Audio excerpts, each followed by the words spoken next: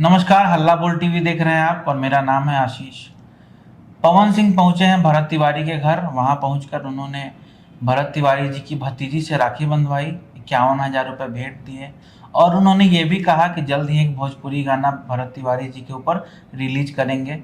और भी उन्होंने बहुत सारे वादे किए हैं। क्या है पूरा वादा, बताएंगे हमारे editor in chief Deepak Sharma. देखिए, भरत तिवारी के घर आज पहुंचे हैं पवन सिंह और यहाँ जो बात हुई है आशीष जी, इससे पता चलता है कि भले ही 67 दिन बाद पवन सिंह को याद आई भरत तिवारी की, लेकिन याद तो आई, गए तो, लेकिन यह बहुत दुखदाई है। पवन सिंह उसी क्षेत्र से आते हैं, उसी इलाके से आते हैं और भरत तिवारी एनकाउंटर के बाद पूरा देश मर्माहत था। देश दुनिया से लोग पहुंचे और पवन सिंह पहुंच रहे हैं 67 दिन बाद। क्या ये बेरुखी नहीं है? क्या पवन सिंह कहते हैं कि वे बेहद भावुक हैं और भोजपुर के लोगों के प्रति उनके मन में बहुत सम्मान है, बहुत लगाव है? क्या यही पवन सिंह का लगाव है कि वे 67 दिन बाद पहुंच रहे हैं? मनोज तिवारी आ गए दिल्ली से, जो दिल्ली के सांसद हैं, और भोजपुर के पवन सिंह, भोजपुरी के पावर स्टार पवन सिंह 67 दिन बाद पहुंच रहे हैं भरत तिवारी के घर। तो ये तो पवन सिंह की आलोचना हो गई, लेकिन पवन सिंह भले ही 67 दिन बाद पहुंचे हों, लेकिन कुछ अच्छे काम भी उन्होंने आज जाकर वहां किए हैं, जिसके लिए उनकी तारीफ भी होनी चाहिए। इसके लिए हम उनकी आलोचना करेंगे कि 67 दिन लग गए उनको भरत तिवारी के घर जाने में, लेकिन आज जिस तरह से भरत तिवारी के घर पहुंचकर उन्होंने भरत तिवारी की भतीजी खुशी से राखी बंधवाई, 51,000 रुपये दिए और भरत तिवारी के भाई चंदन तिवारी से यह वादा किया कि भरत तिवारी के ऊपर वे जल्द ही एक गाना लॉन्च करेंगे और वे गाना खुद गाएंगे। और इससे वो जो दुखी परिवार है, वो जो मर्माहत परिवार है, वो जो माँ है, उसको लगा कि उसके साथ लोग खड़े हैं, उसको कोई भूला नहीं है। भरत तिवारी की माँ से कहा पवन सिंह ने कि आप यह मत सोचिए माता जी, रोइए मत, कि आप यह मत सोचिए कि आप अकेले हैं, मैं हूँ भरत तिवारी, मैं आपके साथ खड़ा हूँ। तो इसके लिए पवन सिंह की तारीफ भी की जानी चाहिए।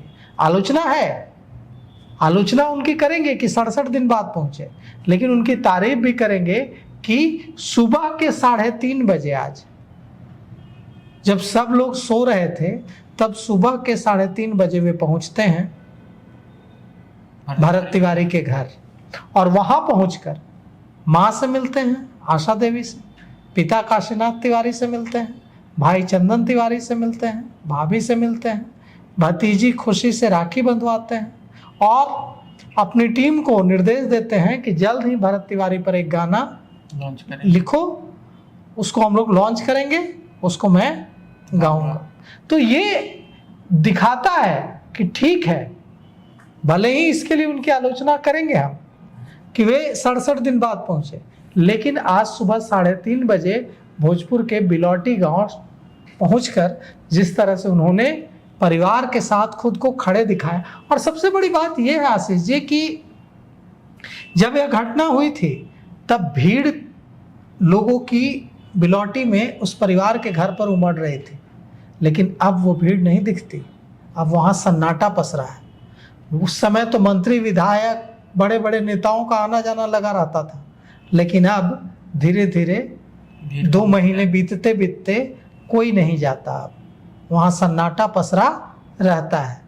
ऐसे में वहाँ पवन सिंह का जाना, भरत तिवारी की तस्वीर पर माल्यार्पण करना और परिवार से वादा करना, यह बताता है कि पवन सिंह भले ही देर हुई उनको, लेकिन उनको इस बात का एहसास हुआ कि उन्हें वहाँ पहले ही जाना चाहिए था।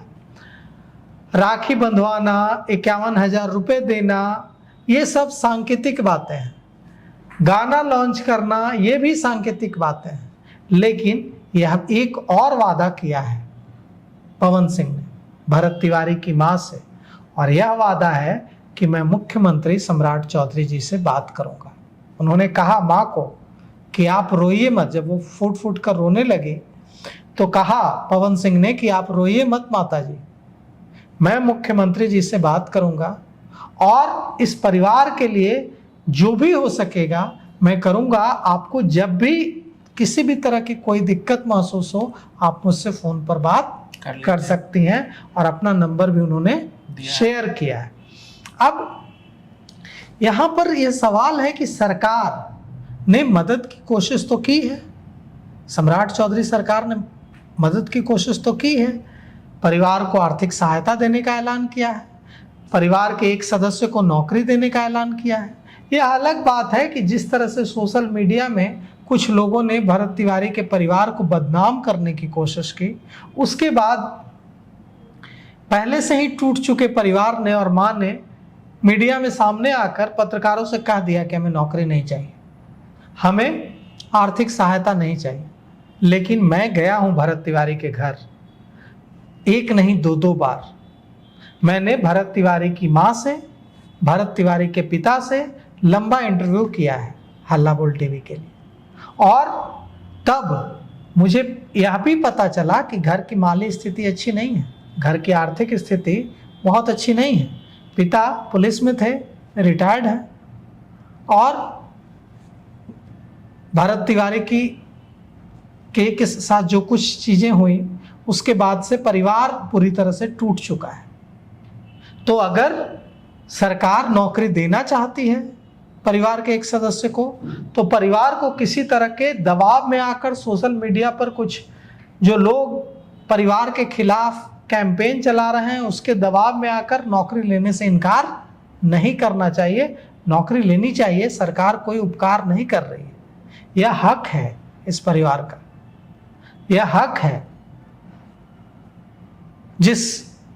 क्योंकि अब भरत तिवारी को तो वापस नहीं लाया जा सकता है, लेकिन परिवार में जो सदस्य बचे हुए हैं वो एक बेहतर जीवन जिए, यह तो सरकार सुनिश्चित कर सकती है।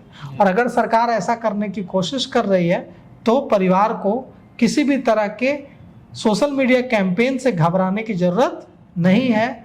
ऐसे लोग किसी काम के नहीं होते, ऐसे लोग गिरे हुए लोग होते हैं जो ऐसे पीड़ित परिवार को सोशल मीडिया में टारगेट करते हैं। इसलिए इनके दबाव में आकर नौकरी लेने से, मदद लेने से इनकार नहीं करना चाहिए।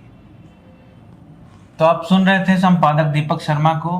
आप इस पर क्या सोचते हैं अपनी राय कमेंट बॉक्स में जरूर बताएं और देखते रहें हल्ला बोल। धन्यवाद।